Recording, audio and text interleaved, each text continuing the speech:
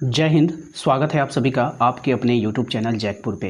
तो आज का ये वीडियो काफ़ी इंपॉर्टेंट होगा अर्धवार्षिक परीक्षा के लिए, क्योंकि एक ही वीडियो में हम आपको वन शॉट वीडियो देने वाले हैं ऑब्जेक्टिव के लिए। क्लास 12 हिस्ट्री का ऑब्जेक्टिव का ये वन शॉट वीडियो होने वाला है ऐसे विद्यार्थियों के लिए जिन्होंने अभी तक कोई भी पढ़ाई नहीं की है।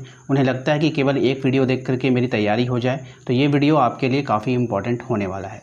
तो शुरू से लेकर अंत तक बने रहना है। साथ ही साथ यदि आपने अभी तक हमारे चैनल को सब्सक्राइब नहीं किया तो कर लीजिएगा, और दिए गए नंबर पे एक बार मैसेज करके अपने व्हाट्सएप ग्रुप को जरूर ज्वाइन कर लीजिएगा।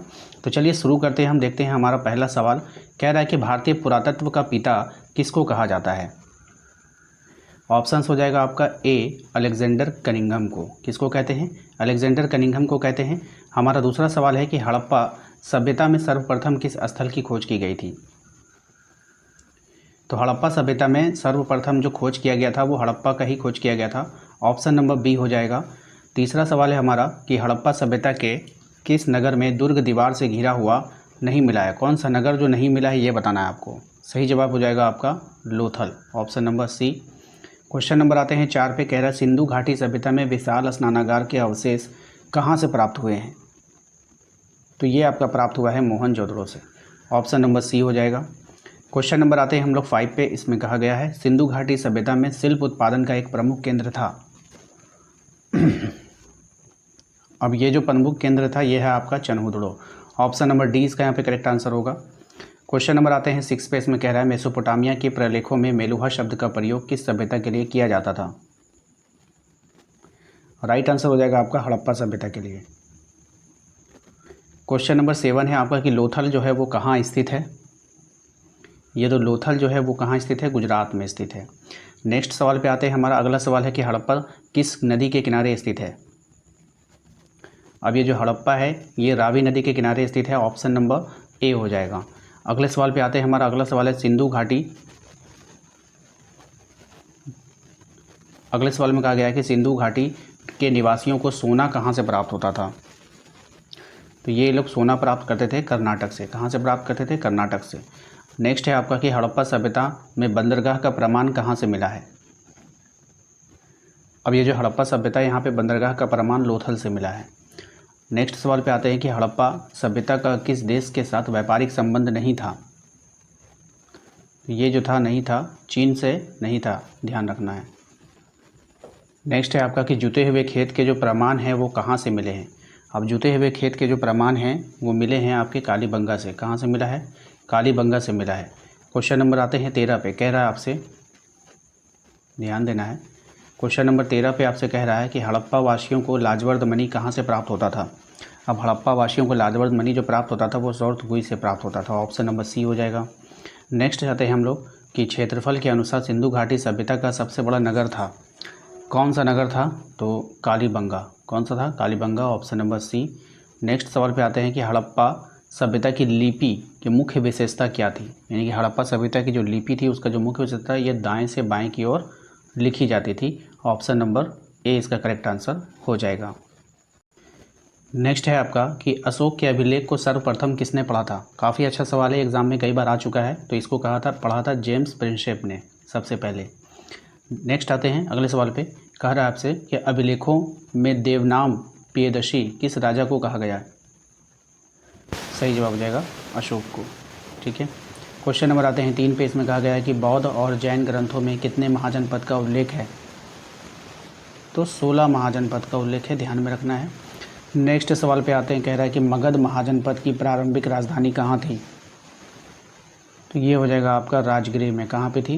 राजगृह में थी। अगले सवाल पे आते हैं कि इंडिका किसकी रचना है। या अब ये जो इंडिका है वो किसकी रचना है आपको बतानी है। तो ये मेगास्थनीज की रचना है, ऑप्शन नंबर ए हो जाएगा। नेक्स्ट और अगले सवाल पे आते हैं। हमारा अगला सवाल है कि द्वितीय नगरीकरण के नगरों को क्या कहा जाता है। तो द्वितीयकरण के जो नगरों को क्या कहते हैं। तो लौह युगीन नगर कहा जाता है। अगले सवाल पे आते हैं। क्वेश्चन नंबर 7 में कह रहा है कि समुद्रगुप्त की प्रयाग प्रस्ती की रचना किसने किया। तो ये किया था हरिसेन ने। किसने किया है? हरिसेन ने किया है। भारत का नेपोलियन किस शासक को कहा गया है।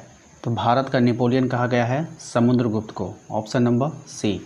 नेक्स्ट अगला सवाल है आपका कि हर्षवर्धन के राजकवि कौन थे। अब ये जो हर्षवर्धन है इसके राजकवि थे वानभट्ट, ऑप्शन नंबर ए। नेक्स्ट अगला सवाल है आपका कि अशोक के धम्म लिपि क्या थी। अब ये जो अशोक है इसकी जो धम्म लिपि थी वो क्या थी आपको बतानी है, तो ब्राह्मी। कौन सी लिपि थी, ब्राह्मी लिपि थी। नेक्स्ट अगला सवाल है आपका कि फूट डालकर विजय प्राप्त करने का कार्य सर्वप्रथम किस राजा ने किया था। तो फूट डालकर विजय प्राप्त करने का जो कार्य सर्वप्रथम क्या था, अजातशत्रु ने किया था। नेक्स्ट है आपका कि किसके अभिलेख में भूमि दान का उल्लेख मिलता है। तो किसके अभिलेख में मिलता है आपको बतानी है, तो प्रभावती गुप्त के अभिलेख में, ऑप्शन नंबर सी। अगला सवाल है आपका कि प्राचीन भारत में अभिलेखों की शुरुआत किस शासक ने किया था। तो इसकी जो शुरुआत किया था वो अशोक ने किया था, ऑप्शन नंबर बी। नेक्स्ट है आपका कि मुद्रा राक्षस किसकी रचना है। अब ये जो मुद्रा राक्षस है वो विशाख दत्त की रचना है। मोस्ट इंपॉर्टेंट सवाल रहेगा आपके एग्जाम के लिए। नेक्स्ट सवाल है आपका कि अपने स्वयं के खर्चे से सुदर्शन झील की मरम्मत किसने करवाई। तो ये करवाया था रुद्रदामन ने, ठीक है, ऑप्शन नंबर बी। अगला सवाल है आपका कि संस्कृत ग्रंथों में, ध्यान देना वाली बात है यहाँ पर कि यहाँ से जो सवाल जितने भी बताए जा रहे हैं ये सभी इम्पॉर्टेंट है और वीवीआई है। तो संस्कृत ग्रंथों में कुल शब्द का प्रयोग किसके लिए की गई है। अब ये जो किया गया है ये परिवार के लिए किया गया है, ऑप्शन नंबर ए हो जाएगा। नेक्स्ट सवाल है आपका कि महाभारत की रचना किसने किया था। तो महाभारत की जो रचना किया था वो वेद व्यास ने किया था, ऑप्शन नंबर बी हो जाएगा। नेक्स्ट है आपका कि महाभारत का युद्ध कुरुक्षेत्र में कितने दिनों तक चला।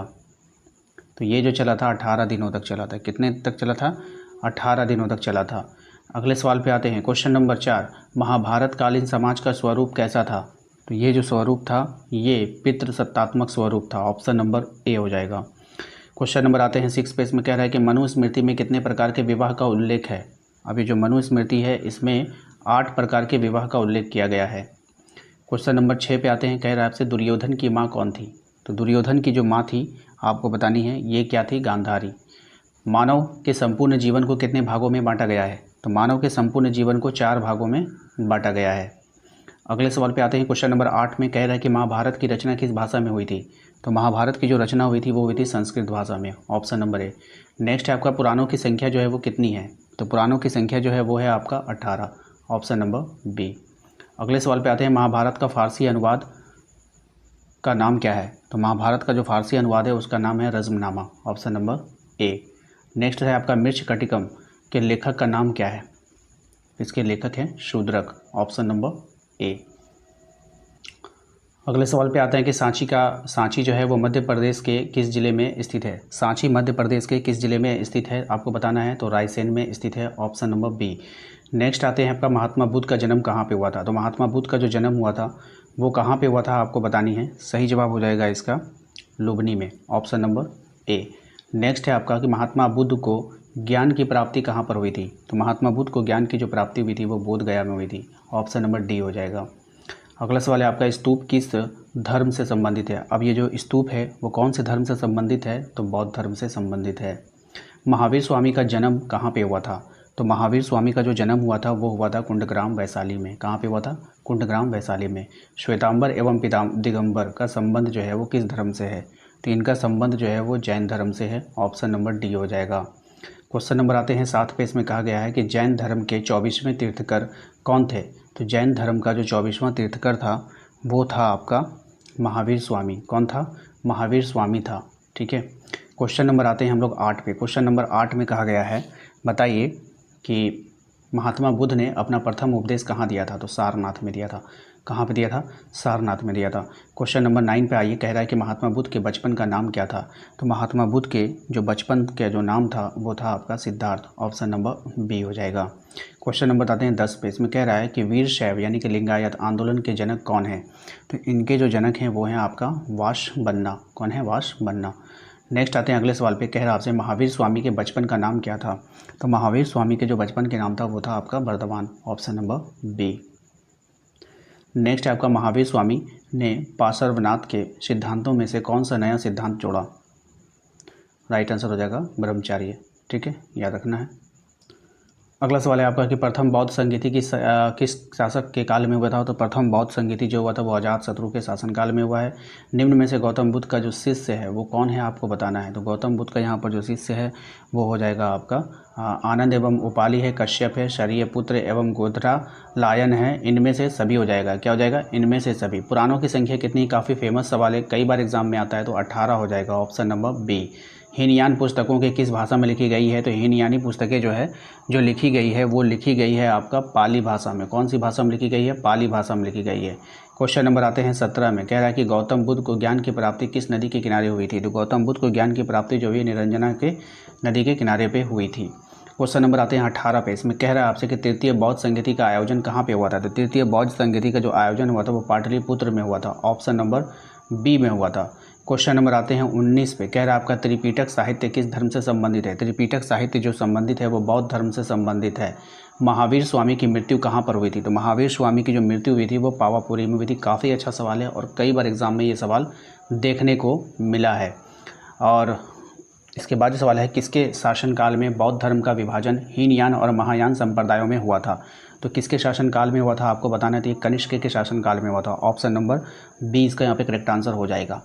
तो अभी तक जितने भी सवाल मैंने करवा दिए सभी वीवीआई सवाल थे और इतना काफ़ी है। अगर आपने अभी तक कुछ भी नहीं पढ़ा है तो अगर आप सिर्फ इतना पढ़ कर जाते हो तो आपका एग्ज़ाम पूरा अच्छा जाएगा। ठीक है, तो आशा करते हैं दोस्तों आज का ये वीडियो आपको पसंद आया होगा। तो प्लीज़ हमारे चैनल को सब्सक्राइब कर लीजिएगा क्योंकि इसके बाद आपके लिए एक सब्जेक्टिव वीडियो भी बनाया जाएगा जो वीवीआई कैटेगरी के सवाल के होंगे।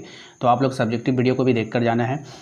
उम्मीद करते हैं कि आप लोगों को समझ में आया होगा, आज का सारे सवाल अच्छे लगे होंगे। तो प्लीज़ वीडियो को लाइक करना है, चैनल को सब्सक्राइब कर लेना है और हमारे दिए गए नंबर पर संपर्क करके जो है व्हाट्सएप ग्रुप को जरूर ज्वाइन कर लेना है। ठीक है, मिलते हैं नेक्स्ट अगले वीडियो में। Thank you.